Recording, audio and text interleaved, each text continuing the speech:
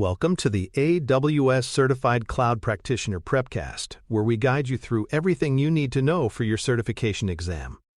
Whether you're just starting or looking to refine your knowledge, this course will set you up for success. Brought to you by baremetalcyber.com. Let's get started. When working with Amazon EC2, cost management is as important as performance tuning.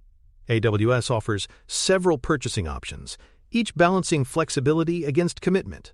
At one extreme, on-demand instances provide total freedom, with no commitments, but they are the most expensive per hour.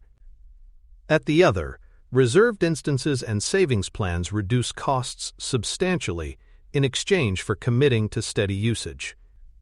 Spot instances provide the deepest discounts, but come with the risk of interruptions. The art of optimization lies in blending these options to align with workload patterns. Beginners should think of this like travel choices. Taxis provide ultimate flexibility at a higher cost. Monthly passes save money if you ride daily. And standby tickets are cheap, but only if flights have spare seats. The trade-offs are the same in EC2. Freedom, commitment, and risk must be balanced. On-demand instances are the baseline option. They allow you to launch instances whenever needed and stop paying the moment they are terminated. This makes them perfect for unpredictable workloads, proofs of concept, or development environments where flexibility outweighs cost. However, the price per hour is highest under this model. Beginners should imagine paying for hotel rooms as needed. You can check in and out whenever you want, but the nightly rate is higher than if you signed a lease. On-demand offers agility, but for long-running or predictable workloads, the savings from other models become too significant to ignore. Reserved instances introduce cost savings by committing to usage over a defined term, typically 1 or 3 years. Within this category, standard reserved instances offer the deepest discount but lock you into a specific instance type, region, and operating system. Convertible reserved instances allow changes to attributes, such as instance families, at the cost of slightly reduced savings. Beginners should see this as renting an apartment. Signing a 1-year or 3-year lease secures a lower rent, but the flexibility to switch to a different unit mid-lease costs extra. Reserved instances trade maximum flexibility for predictability and lower cost. The term of reserved instances also matters. A 1-year term provides savings with moderate commitment, while a 3-year term maximizes discounts. Payment options add further nuance. You can pay all upfront, partially upfront, or monthly with no upfront payment. The more you prepay, the larger the savings. Beginners should think of this like subscription plans. Paying for a year of a streaming service upfront is cheaper overall than paying monthly. The exam often tests whether you know that longer terms and upfront payments translate into deeper discounts. Zonal reserved instances offer a unique advantage. They guarantee capacity in a specific availability zone. This is useful for workloads that require predictable, guaranteed placement, such as compliance-sensitive applications or specialized deployments. Beginners should picture this as reserving a permanent desk in a co-working space. You always have a spot, even when demand spikes. Regional reserved instances, in contrast, provide flexibility across availability zones, but without capacity guarantees. The trade-off is between reservation of capacity and placement flexibility. Savings plans extend the concept of reserved instances, but with broader applicability. Instead of committing to a specific instance type, you commit to a dollar amount of compute usage per hour. Compute savings plans apply across EC2, Fargate, and Lambda, while EC2 instance savings plans are more restrictive but slightly cheaper. Beginners should think of this as a gift card.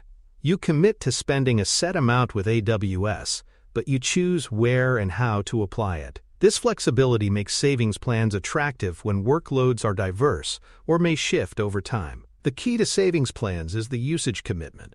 Expressed in dollars per hour, you agree to consistently spend that amount, and AWS applies discounts automatically to eligible usage. For example, committing to $10 per hour of compute ensures discounts up to that threshold, while excess usage falls back to on-demand rates. Beginners should think of this as a prepaid cell phone plan. You pay for a certain amount of talk time, and anything above that costs extra.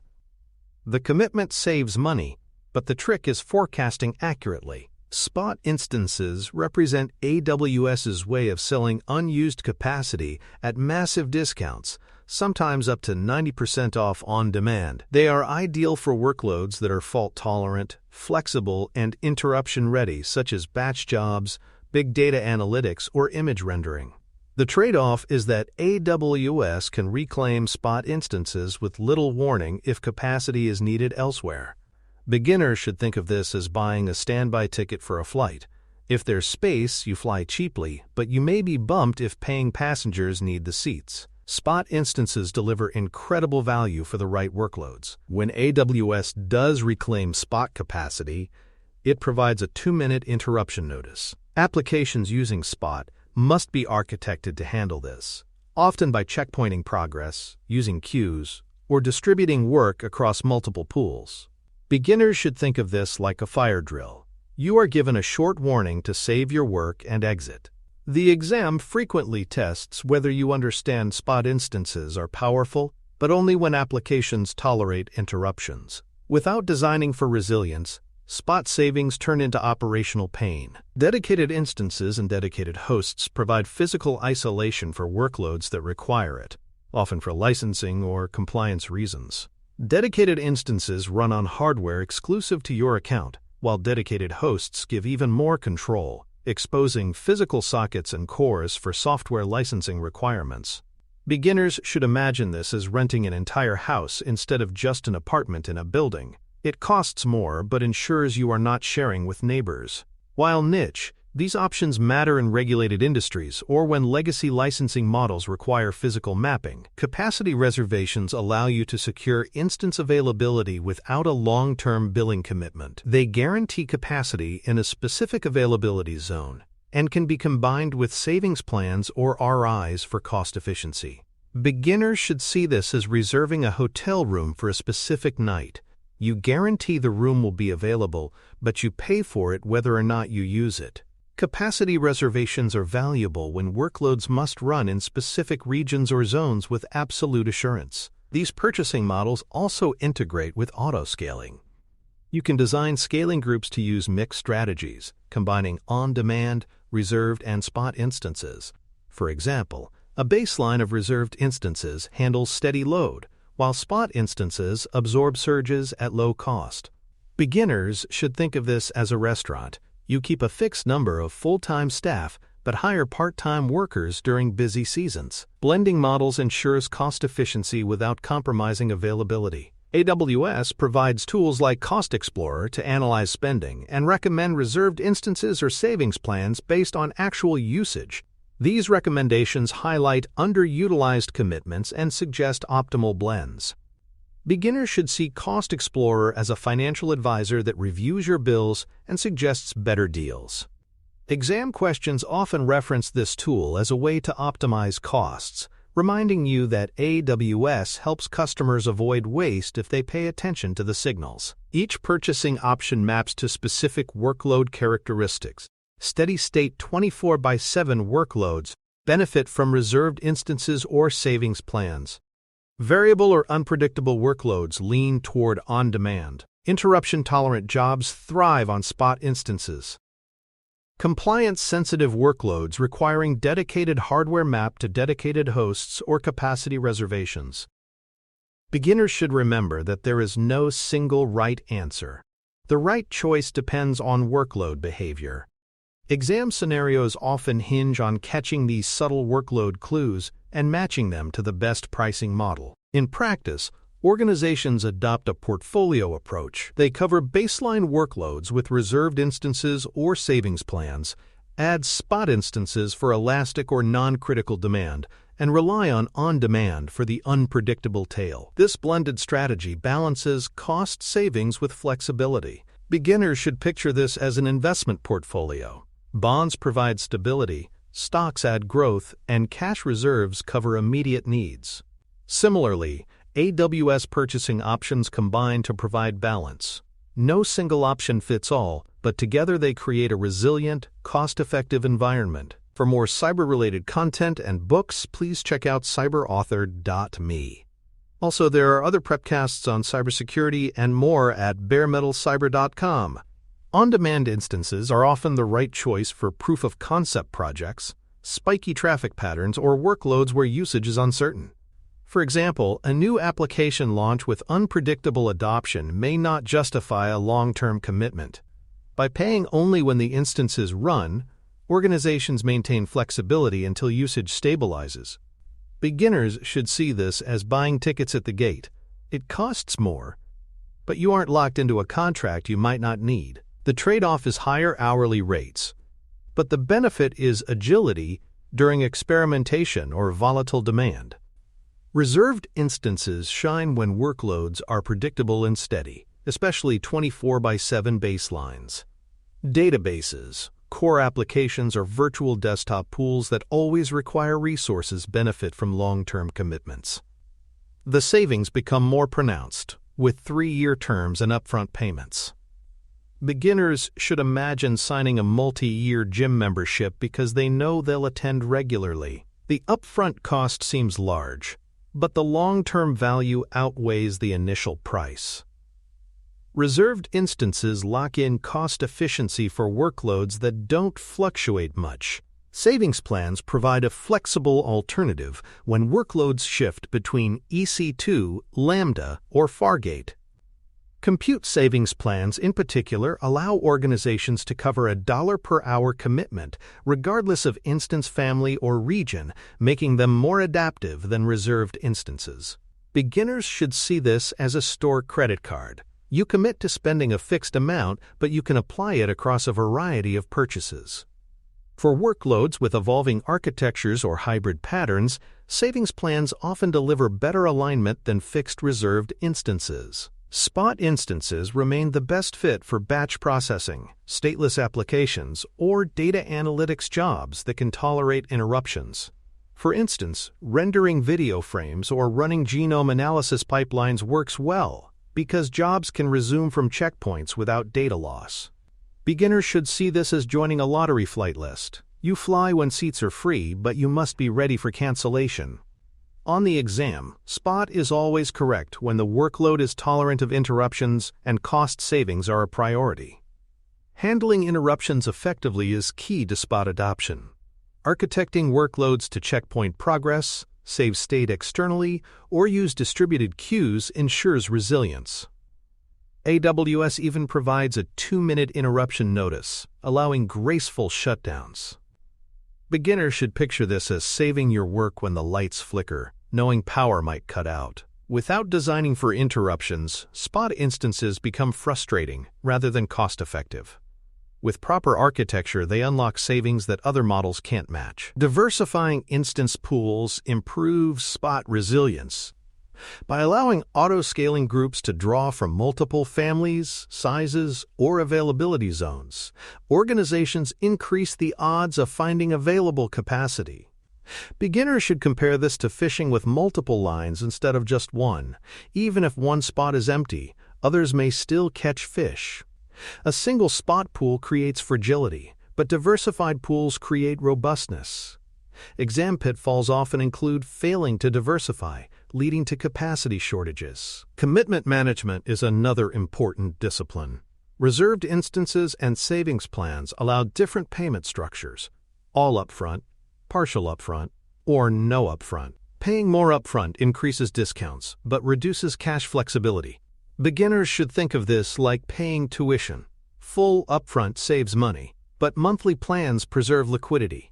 The right choice depends on financial strategy, but for the exam, remember that upfront payments maximize savings, while no upfront offers the least. Governance ensures purchasing options align with organizational goals. Tagging instances allows cost allocation by team, while chargeback models assign costs to departments. Without governance, commitments may be underutilized or wasted. Beginners should think of this as dividing utility bills in a shared apartment. If one roommate leaves lights on all night, everyone pays more unless costs are tracked. Governance builds accountability and avoids surprises. Forecasting and budgets help organizations stay aligned with commitments. By monitoring usage trends, teams can see if they are underutilizing reserved instances or exceeding on-demand thresholds. Budgets and alerts provide early warnings. Beginners should picture this as checking the odometer against your prepaid mileage plan. If you're driving less or more than expected, you need to adjust. AWS tools like Cost Explorer and Budgets provide the visibility to adapt commitments effectively. The life cycle of purchasing options involves buying, monitoring utilization, and adjusting over time. Reserved instances can be sold in the marketplace if underused, and savings plans can be layered onto existing usage. Spot pools can be tuned as capacity shifts. Beginners should see this as managing a portfolio of investments. You don't simply buy once and forget. You rebalance periodically. On the exam, remember that optimization is iterative, not static. Compliance and licensing considerations may trigger specialized options like dedicated hosts. Some software vendors license by physical core or socket, requiring physical isolation. Beginners should imagine a landlord who charges rent per room. If you share a house, you pay more, but if you rent the whole house, you can arrange it however you like. Dedicated hosts allow organizations to meet tricky licensing rules that standard EC2 cannot accommodate. Cost reporting provides insights into how commitments are amortized over time. Amortization spreads upfront payments across the lifetime of a reservation, providing a true picture of effective hourly rates. Beginners should think of this like dividing the cost of a car purchase across years of ownership to calculate monthly expenses. On the exam, expect questions testing conceptual understanding of amortization and how it clarifies long-term costs. From an exam perspective, the key skill is choosing the option that matches workload steadiness and risk tolerance. On-demand fits unpredictable or spiky loads. Reserved instances cover predictable 24/7 baselines. Savings plans balance flexibility with savings, and Spot applies to interruption-tolerant jobs. Beginners should train themselves to map descriptions, steady, unpredictable, or batch, directly to the appropriate purchasing option. Common pitfalls include relying on a single spot pool, leaving reserved instances idle, or ignoring governance and tagging. These mistakes waste money and reduce efficiency. Beginners should remember that AWS provides tools to avoid these errors, but they must be used proactively. The best practice is to review commitments quarterly, adjusting based on actual usage. Cost optimization is not a one-time project, but a continuous playbook of acquiring, monitoring, and refining. In conclusion, EC2 purchasing options provide flexibility to balance cost and performance. By mixing commitments like reserved instances or savings plans with flexibility from on-demand and value from Spot, organizations can optimize for both steady and variable workloads. For learners, the lesson is that no single option solves every problem. The right approach is a blended portfolio, managed actively over time. With practice, you'll be able to match each workload to the best pricing model and achieve both resilience and cost efficiency. That concludes today's episode of the AWS Certified Cloud Practitioner Prepcast. Be sure to tune in for the next episode and visit us online at baremetalcyber.com or cyberauthor.me for more resources, including news, mailing lists, YouTube videos, podcasts, and much more.